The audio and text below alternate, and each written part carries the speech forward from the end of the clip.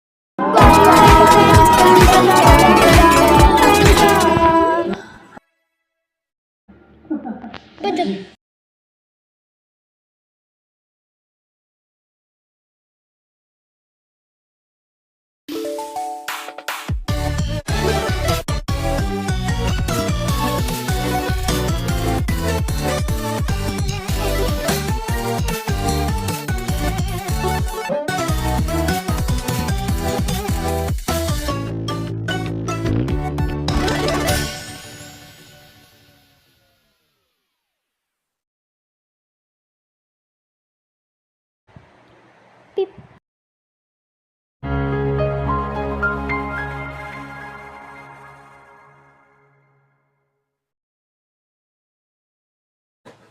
Click.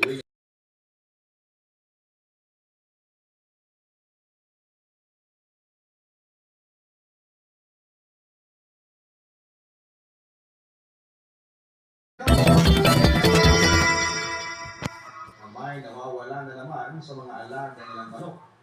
At ang tanongin niya si tatay, ang sagot niya lamang ay hindi rin niya alam. Medyo hindi na nagugustuhan ni Erwin ang ikinikilos ni tatay niya store. Ang hinala kasi niya baka binibenta ni tatay yung mga alaga manok at hindi lang sinasabi sa kanya. Pero sa pagkakakilala ko, sa tatay niya ay parang malabo talagang mangyari yun.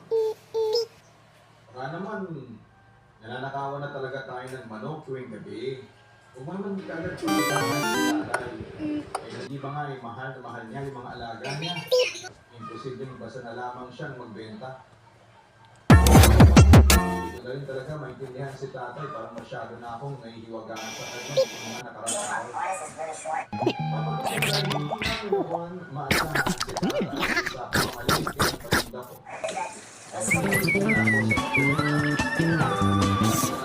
ang sarili ko sa mga pag-aasikaso ng taliman na napabayaan na ni tatay ni Scott.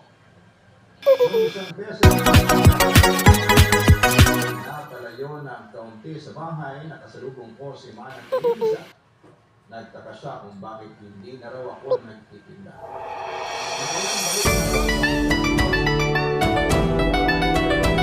Niya ako nakikita. Niliwanag ko kay Manang Luisa ang sitwasyon. At nang mapanggit ko si tatay Nestor ay hindi ko maintindihan kung bakit parang bigla na lang nag-iba ang expression niya. Ingat ka sa kanya, ha? Wala sa akin yung Manang Luisa.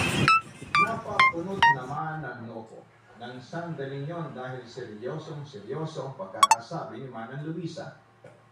Teka, bakit naman siya ako nakiingat kay tatay Nestor ay wala naman po siyang ginagawang masama sa akin. Parang tunay na anak ko ang gawin mo sa akin, Manang. Hindi tao ang pagkakakilala sa kanyang store. At ang siyang sila. Pero iba na ang nakikita ko sa kanya. Hindi na siyang dating gusto na kilala mo, kaya binabalaan kita. Lumayo ka sa matangkang niyo kung ayaw mo nalagay sa alang-alang ng tulad mo at ang sanggol na pagkakatuloy mo. Hanggang sa pagkakataon mo ay hindi ko rin maunawaan sa mga Manang Luisa Papaluto. Wala na kasi siyang ibang sinabi bukod doon. Ilang araw naging naman ang isipan ko ang mga sinabi. At dahil doon ay parang bigla na rin ako naging mawala sa mga pinipilos ni tatay nito. Sinusundan ko siya ang tingin at pinagpamasdan kung anong kakaiba sa kanya. Pero tuwing umaga, matapos niyang tumambay sa may nukan, palagi siyang nakakulong sa kwartong tinutulugan niya. Akala ko noon ay dahil lamang yun ang katandaan niya, kaya hinahayaan ko lang siya. Kaya ko naman kumilos ng mag-isa, papalala. Pero tuwing binigising ko siya sa tanghali para kumain, hindi man lamang siya noon natitip. Sabi malalim ang tulog. Pagdating naman sa hapon, din umakalat na ang ingay sa kapalaman noon lalabas ng kwarto kita. Pero hindi sa sumabay siya sa aming gawin ng mga hapon na maraming sa umalis nang walang paalam. Hanggang sa may isang gabi pasabi na aling sumatin. Nagkaroon si Owen pero masyado lang mahimbing ang tulong. Kaya ka rin siguro na kwarto namin. Kwarto nga palang yan para hudot ay wala pang pina. Aming kortina lang talaga. Aming pinakasabi nito. Pagkaya na ilaw, pero may manang buwan sa labas. Malabas ng noon ang bintana namin. Kaya sulit na iwanan na kabukas. Kaya lang papabulot nagpatako na makitang gumalaw ang kortina sa may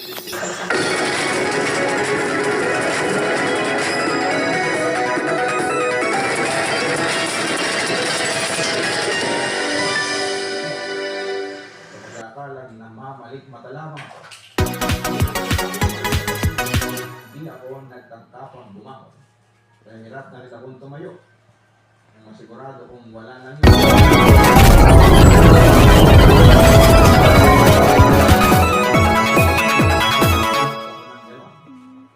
Palagi akong sa akin habang natutulog.